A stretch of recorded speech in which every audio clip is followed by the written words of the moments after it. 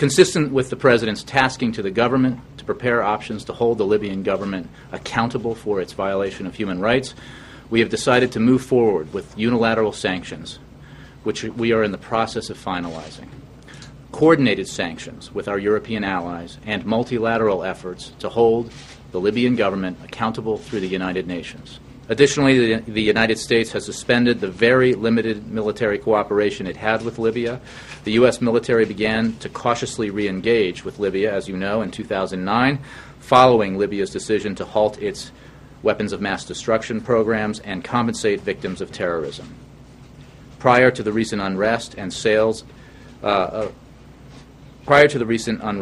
of spare military parts were pending. They have been frozen. Bilateral military events that were in the planning phases have also been frozen. The United Nations Human Rights Council held an emergency session today in Geneva where it adopted by consensus a resolution that condemned the gross and systematic human rights abuses now being committed by the government of Libya, established an international commission of inquiry to investigate these abuses, and recommended accountability measures for those responsible, and also recommended that the UN General Assembly suspend Libya's membership on the Council.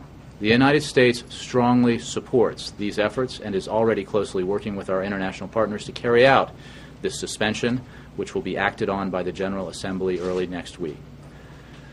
The United States is involved in ongoing negotiations today at the UNSC, the UN Security Council, on a resolution that could include a weapons embargo, individual sanctions against key Libyan officials, and an asset freeze.